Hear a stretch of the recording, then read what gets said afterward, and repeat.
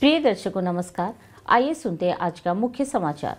Cell Rourkela इस्पात संयंत्र ने पहली पीढ़ी के आदिवासी शिक्षार्थियों के लिए बहुभाषी शब्दावली पुस्तक प्रकाशित करने के लिए एनआईटी राउरकेला के साथ हाथ मिलाया।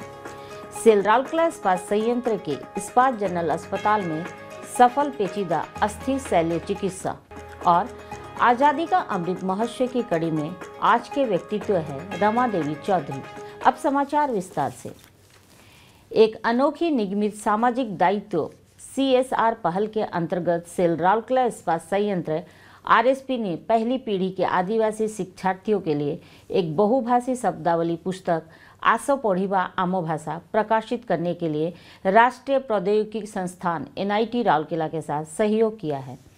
RSP के कार्यपालक निर्देशक कार्मिक एवं प्रशासन श्री PK सतपति ने 22 जुलाई 2023 को इंडो इंग्लिश स्कूल राउरकेला में आयोजित एक कार्यक्रम में सचित्र शब्द पुस्तिका का विमोचन किया। मुख्य महाप्रबंधक नगर सेवाएं एवं CSR श्री PK स्वाई, मानविका और सामाजिक विज्ञान विभाग NIT Rourkela professor doctor Simita Mohanty, महाप्रबंधक CSR सुश्री मुनमुन मित्रा, संस्थापक और principal emeritus Indo English school Sushri Manju Mukherjee, principal Indo English school Sushri Basant Mohanty उपस्थित थे। इस अवसर पर ओडिशा सरकार की अन्वेषा योजना के तहत शिक्षक, कर्मचारी और छात्र उपस्थित थे। उल्लेखनीय है कि पुस्तक को RSP के CSR सहयोग के तहत NIT राउरकेला द्वारा डिजाइन और विकसित किया गया है।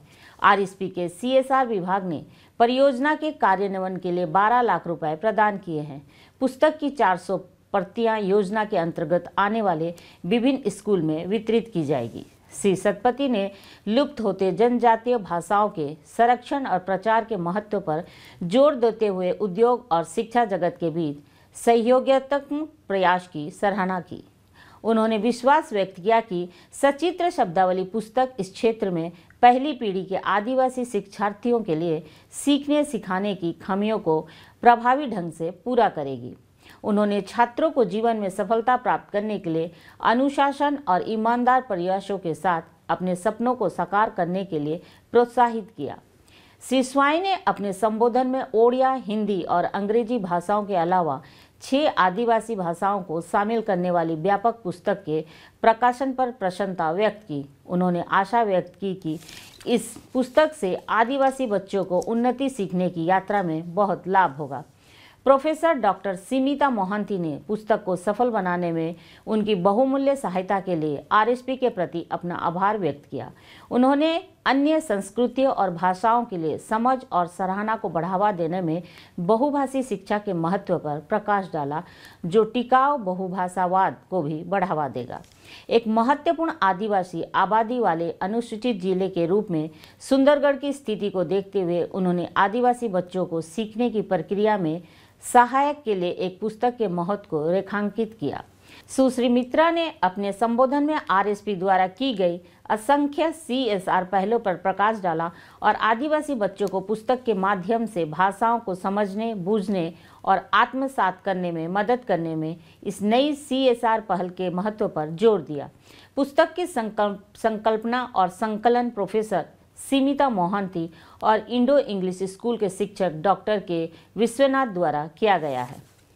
एक सराहनीय चिकित्सा उपलब्धि के तहत सेल राउरकेला इस्पात संयंत्र के इस्पात जनरल अस्पताल के डॉक्टर द्वारा हाल ही में किया गया एक सफल महत्वपूर्ण अस्थि शल्य चिकित्सा झारसुगड़ा निवासी के लिए जीवन दान देने वाला साबित हुआ।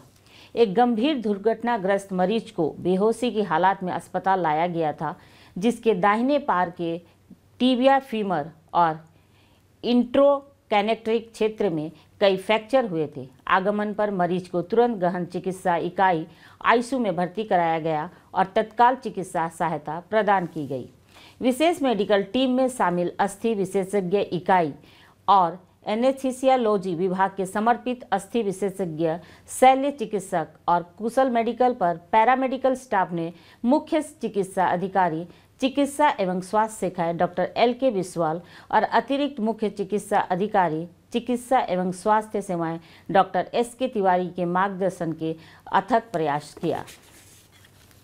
अगले 10 दिनों के दौरान रोगी की 4 प्रमुख शल्य चिकित्सा हुई और 6 यूनिट रक्त आदान हुआ। मेडिकल टीम के सामूहिक प्रयासों और विशेषज्ञता ने कुशलतापूर्वक उनकी टूटी हड्डियों को पुनः जोड़ने और ठीक करने में कामयाब रहे। सफल महत्वपूर्ण शल्य चिकित्सा के पश्चात प्रभावी देखभाल और सेवा से मरीज तुरंत ठीक हो गया। शल्य चिकित्सा के बाद मरीज को सहारे के साथ साथ फिजियोथेरेपी सत्र के माध्यम से जल्द ही सही तरह से चलने फिरने में मदद मिली। इस बार जनरल अस्पताल द्वारा प्रदान की गई मेहनती देखभाल और चिकित्सा सेवा के साथ रोगी ने उल्लेखनीय प्रगति की, जिसके फलस्वरूप उसे संतोषजनक तरीके से छुट्टी मिल गई।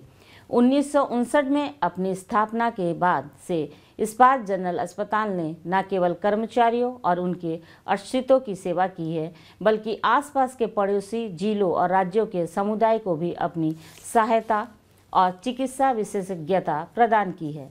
अस्पताल असाधारण चिकित्सा सेवा प्रदान करने के लिए प्रतिबद्ध है और क्षेत्र में एक अग्रणी चिकित्सा संस्थान के रूप में अपनी प्रतिष्ठा बरकरार रखते हुए जरूरतमंद लोगों के लिए आश्रय का एक विश्वसनीय स्रोत बना हुआ है।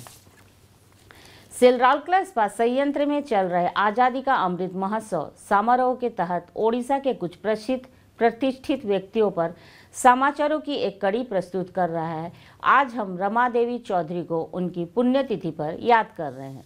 रमा देवी ओडिशा की पहली महिला स्वतंत्रता सेनानी थी। उनका जन्म 1899 में कटक के पास सत्यभामापुर के छोटे से गांव में हुआ था।